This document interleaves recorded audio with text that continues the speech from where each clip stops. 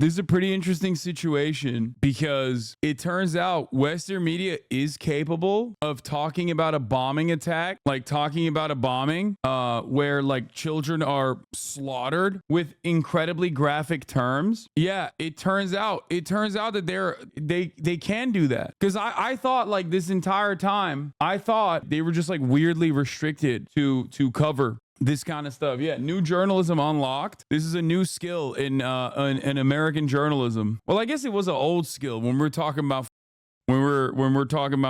Russia. Yeah. Also, classic situation where, of course, it's Druz children, and it's Arab Israelis who don't have the same access, who sometimes aren't even considered full Israelis. This is in the Golan Heights as well, which is annexed Israeli territory. I don't know what the actual details are. These are Syrians in Syria. Yeah, no, but they don't consider themselves. They're not even Israelis. They're Syrians. Yeah, they don't consider themselves Israelis. And the thing is, but Israel is using this as a way to gear up for a war in Lebanon, to be like, no, these are Israeli citizens when we love them and we care about them. Just like that one time there was a piece of shrapnel that fell on the makeshift house of one of the Palestinian citizens of Israel when Iran retaliated against Israel's original attack on the Iranian consulate, and then Israel was like, we love our Palestinian citizens of Israel, while they were like in the process of evacuating them out of their homes for the 700th time. So I don't know, people are saying that this is like potentially a Iron Dome, but I doubt it. That was the Bedouin population, and then very quickly as I said at the time, that like the likelihood that they got hit was because they don't have the same kind of Iron Dome coverage and defense. It came to be true. An attack on a football field in the Israel. Does this show the graphic imagery? I don't want to see it because it's really up. Israeli-occupied Golan Heights killed at least 12 children over the weekend. Israel's military spokesman referred to those killed as Israeli citizens, but when he did so, he was immediately interrupted. These guys are not Israeli. They famously didn't accept Israeli citizenship in Majd al-Shams. There's an iconic picture from 1982 of them throwing their passports to the ground. Keep in mind, 90% of Golan Heights population was ethnically cleansed in 1967 and the years that followed. Majd al-Shams was one of those towns that stayed pretty much untouched. Every other town was partially or fully emptied. Interrupted. שבה אזרחי מדינת ישראל ממג'ד אל-שמס, קהילה, עדה דרוזית. הם לא אזרחי מדינת ישראל. אנחנו מחבקים אותם. And when some Israeli politicians, including far-right minister Bezalel Smotrich, tried to attend the funeral of the victims, this happened.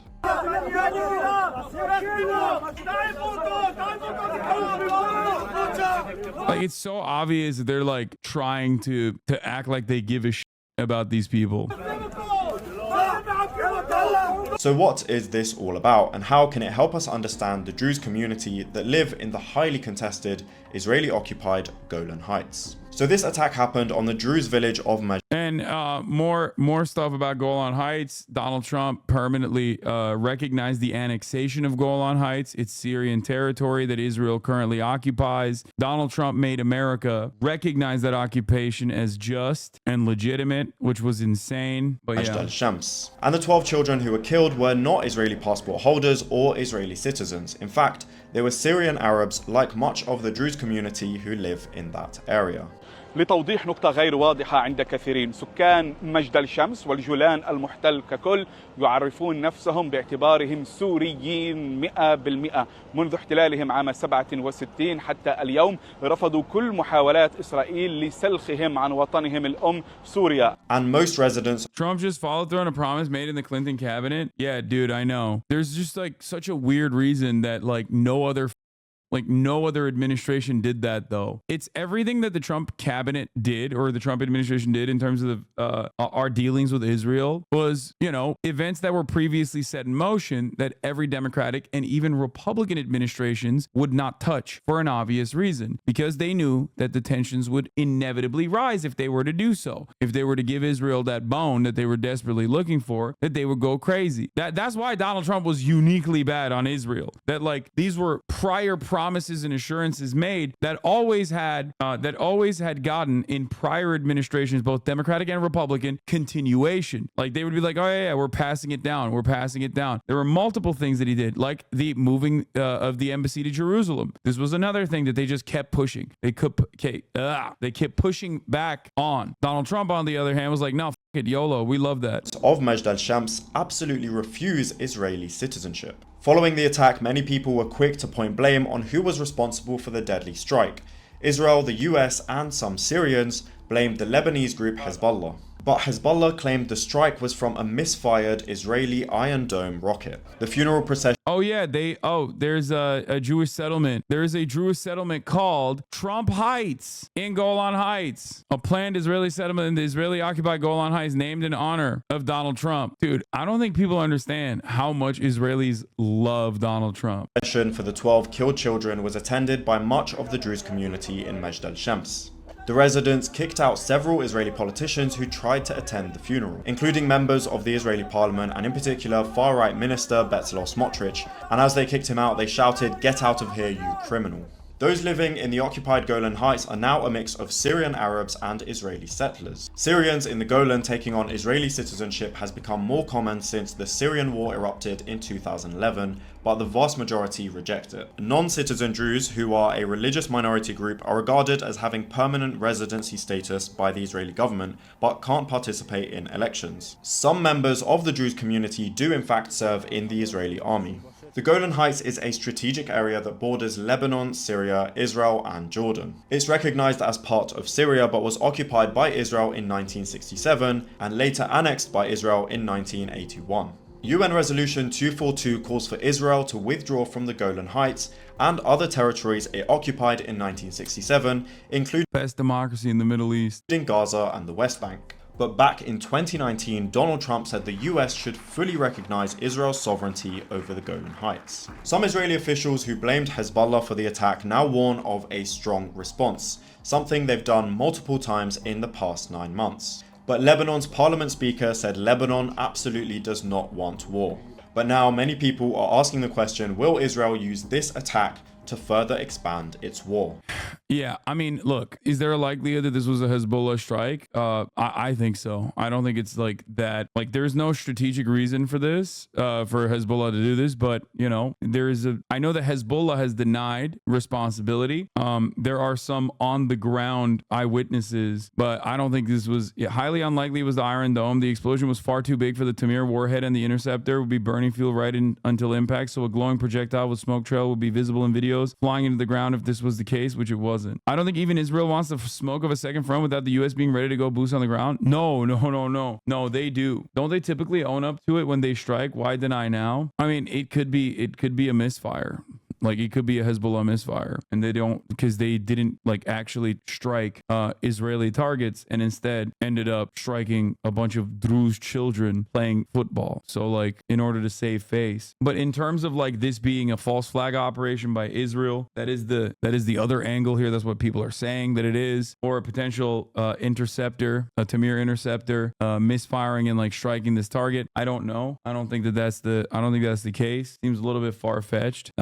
The interceptor, I mean. I've been watching Israeli media very closely for the past few days, and despite trying, they just couldn't for the life of them find a Jablani Druze resident of Majd al-Shams that would actually call for the war. The few interviewees that they did were originally from inside the Green Line. Every signal from the Druze community has been a call for peace. But for those of you who are asking, like, Israel doesn't want the smoke from a two-front war, no, there's definitely a lot of appetite in Israel for a two-front war. I do not think that the Israeli leadership is thinking clearly about opening up a second front against a much better equipped enemy.